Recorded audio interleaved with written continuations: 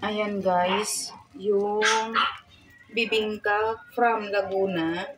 So, ang tawag dito ay bibingkang abnoy or kasi yung ingredients nito ay may halong parang bugok na itlog ba or yung parang balot. So, ang amoy niya talaga is parang balot.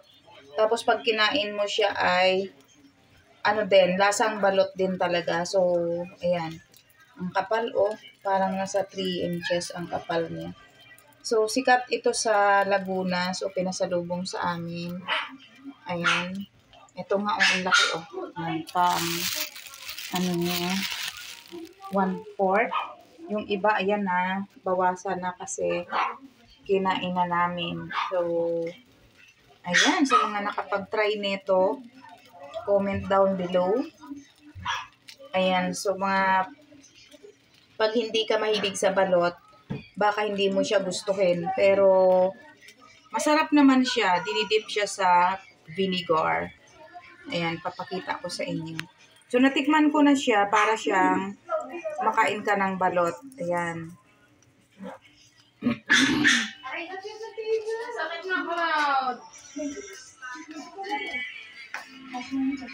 Ayan. Ayun. Ito yung vinegar. Ito yung vinegar. Ididip mo yan. Kagaya niyan. Yan, ididip. Then, ayan, kakainin na. So, kailangan niya idip. Ayun. Kinain na. Tawagan ko Tapos, syempre, meron ding buko pie. Yan. So, ayan guys, yung ating merienda for today. Ayan guys. Ayan. Boss. Kain tayo.